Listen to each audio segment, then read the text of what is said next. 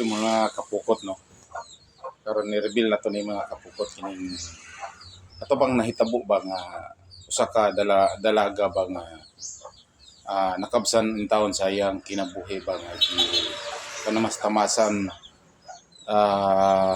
diya ito sa iyang kaugulingong uyuan ba o uyuan. So karon mga kapukot, akong giauhag ang atong mga otoridad ba nga mga hinaot nga mahatagan dito siya og justisya kay luoy kaayo.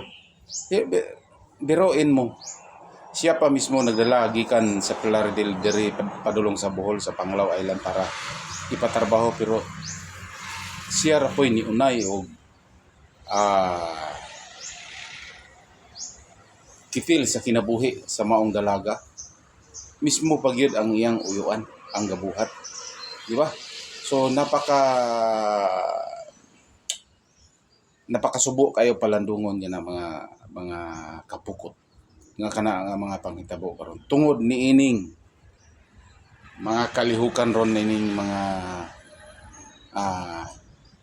nagkalat nga mga bisyo diri sa atong paligid ba nga napasagdan o napabayaan gyud sa atong gobyerno. Grabe gyud kayo.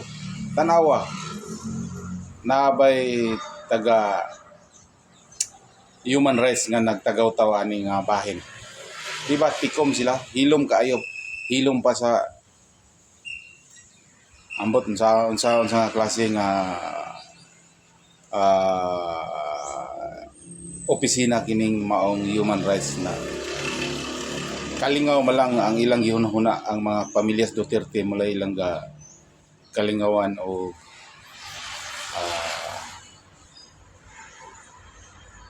utingkay ang ilang kung unsay naa sa Duterte. Pero kini mga nangahitabo karon nga mga pagpaslang ini mga nalulong sa mga droga sa bisyo, wala nila ni makita ambot ug ano unya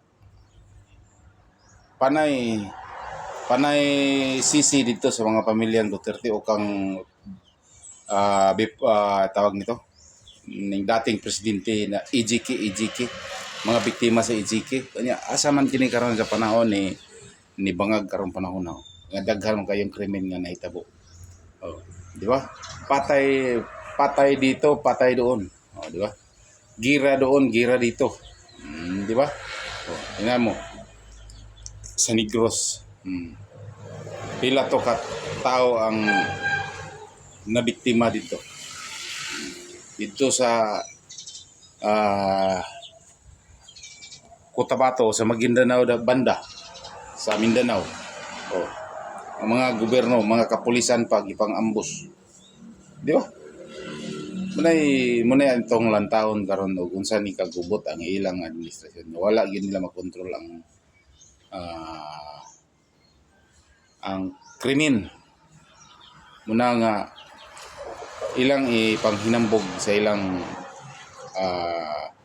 administrasyon karon nga sila daw ang pinakaubos na sa ilang nga time ang krimen pinakaubos wala kuno kayo'y nahitabo nga krimen.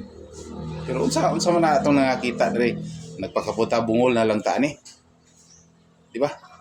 So manghinaot nga unta mahatagan ng hustisya kining maong dalaga. Pero sa akong balitaan ni surrender naman ang uyuan ug miangko na siya ang gibuhat tungod kay ang iyang gisulti dito sa nabasa na mo diha sa post nga nag-away daw sila ug lasing sila kay nagiinom sila, pero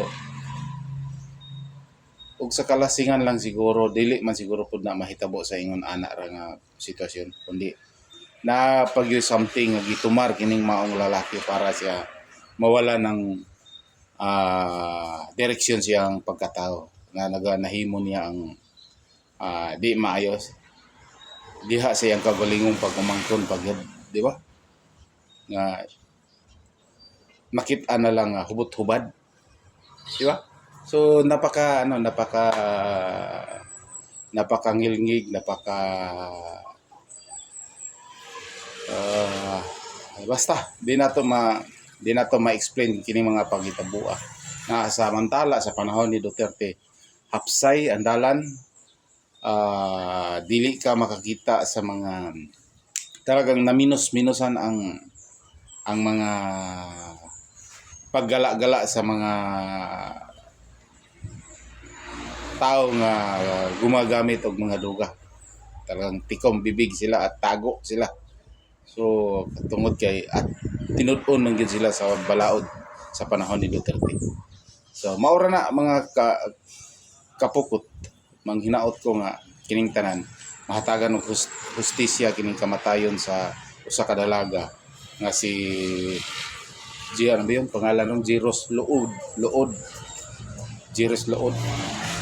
So maura na mga kapukot, manghinaot lang ta nga ang gobyerno matabangan.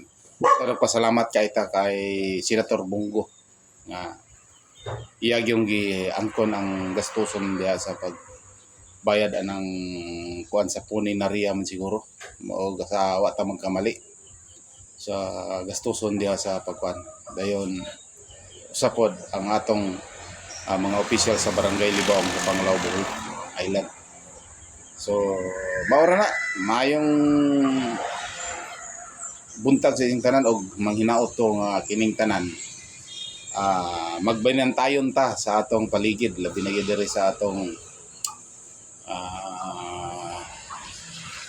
lugar sa Panglao nga naa diri ang progreso sa kini magong og asa tong daghang kwarta tuwa po ng mga duga, tuwa po na ang mga taong masasama, di ba? So hiling